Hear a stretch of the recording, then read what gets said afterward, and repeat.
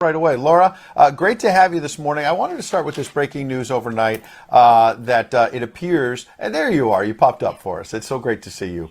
The Daily Mail has a very interesting story that's saying that Vladimir Putin essentially may be running out of bullets, that he might have a week and a half, 2 weeks max. He's losing warplanes, tanks, all the rest of it. He obviously went into this thinking he was going to bulldoze his way through Ukraine. He's obviously caused a lot of destruction. Don't want to minimize the fact there's over 2 million refugees. But this has not gone as well as Vladimir Putin expected.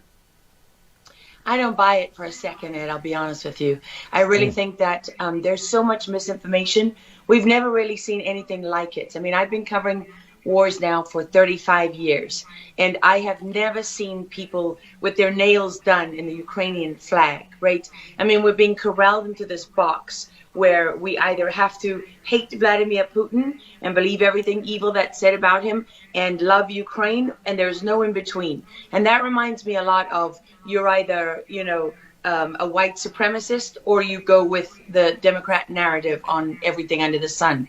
So Vladimir Putin knew exactly what he was doing when he went into Ukraine. The Russian military isn't perfect. They, for example, I've spoken to multiple defense specialists and intelligence specialists from a Defense Intelligence Agency who've studied the Russian military for years.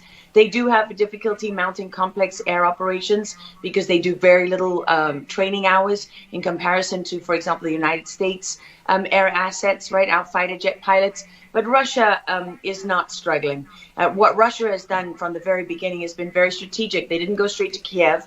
They went to all those bioweapons laboratories that are scattered all over the country. Some of them they built, so they know where they are. They've known where they are since the Soviet Union, because under the Defense Threat Reduction Program, we went in after the fall of the Soviet Union and supposedly turned those facilities from bioweapons labs into public health labs. Although, these days it's hard to believe anything that our leaders tell us, because they've lied about COVID, they lied about Russia collusion, they lied about the Ukraine impeachment trial, and there's so much more going on in Ukraine that nobody is talking about. You see such dishonesty when it comes to the history of Ukraine. You see dishonesty when it comes to the Azov battalion, which is funded by the US and NATO. I mean, you can find pictures of them online holding up the NATO flag and the swastika at the same time. Their own emblem contains the black sun of the occult, which was a Nazi SS emblem.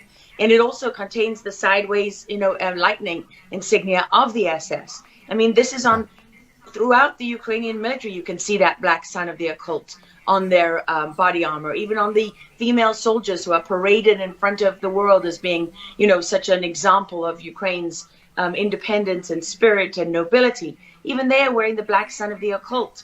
And, the White House wants you to believe, well, this doesn't matter, it's just a small number of troops. It's not true. The Azov battalion has been murdering its way through eastern Ukraine. Yeah. We don't want to admit this. This was why Crimea voted for independence. This is why Crimea wanted to be with Russia.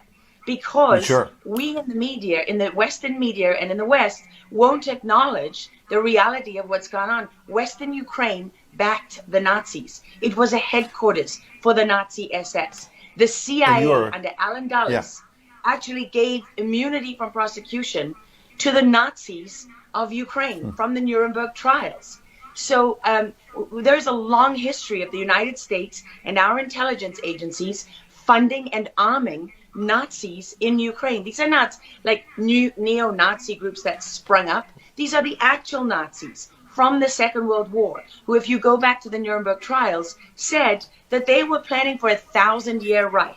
And so you have to really wonder, as you look at this, when you know that the CIA sponsored the color revolution in Ukraine in 2013 and 14, that they selected Ukraine's leaders, go to Victoria Nuland's leaked phone conversation where she and the US ambassador are deciding who can lead Ukraine.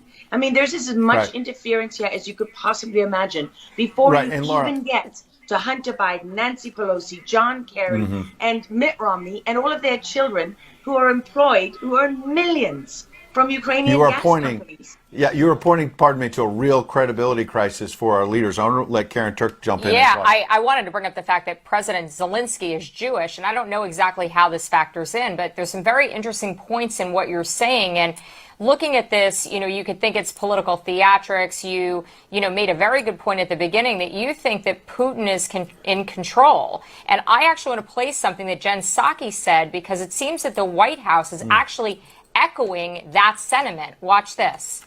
Well, the end game is really a question for President Putin. We have completely crushed his economy. We have provided military assistance, humanitarian assistance to the Ukrainians, enabling them to fight back for far longer than the Russian leadership anticipated.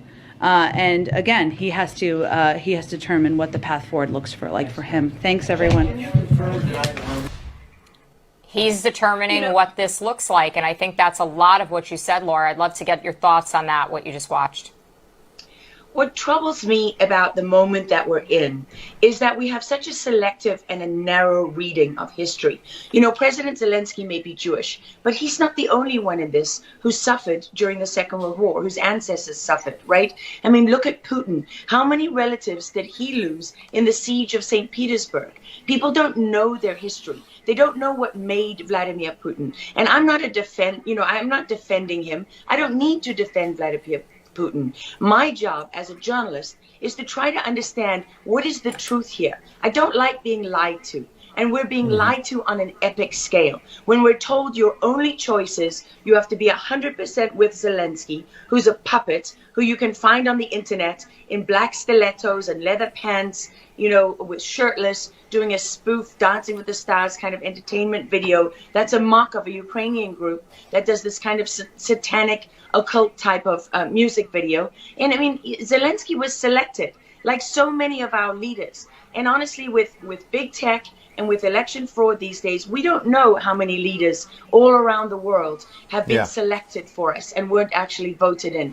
But what we do know is that there are increasing problems with technology and the digitization of our world. Because look at what's happening with COVID. Look at what has happened globally. We are fighting the same battles all over the world. To pretend that this war is about Russia and Ukraine is just a barefaced lie. If Putin has been warning for 15 years that he is not going to stand by while the globalists take over the world, build bioweapons facilities and whatever else they're doing in Ukraine, Ukrainian oligarchs. Ukraine has been a center of money laundering for many of the leaders in this country. For how long? Billions of US dollars have been laundered through Ukraine, and we say nothing about it. These are our tax dollars. I mean, before the impeachment trial, had you ever heard of anyone in the United States, us bringing in foreign governments to the White House for anti-corruption training? I mean, does nobody question these things? Why do we not question them? We have an idiot like Lieutenant Colonel Vindman, who goes at the impeachment trial and sits there as a lieutenant colonel. He didn't even make colonel. And he's telling the president of the United States what his policy should be. You have a traitor in the form of Maria Yovanovitch, who was Obama's ambassador, who's telling Ukrainian government officials, don't listen to the will of the American people. Don't listen to the election results. We are the true leaders of America. I mean, and then people object when the woman isn't even fired. She's given a cushy job for life at Georgetown University at the expense of the U.S. taxpayer. And we're told that the president of the United States cannot say to his foreign counterparts, that we want you to look into something. But Joe Biden, he can withhold as much aid as he wants to. I mean, there's so much hypocrisy and dishonesty here. And Ukraine is at the center of it all. Go back to Russia collusion. Go to Alexandra Chalupa. Go to Eric Karamella, the whistleblower who went to work for Adam Schiff, who wasn't really a whistleblower, and all those corrupt people in the deep state. And you know what?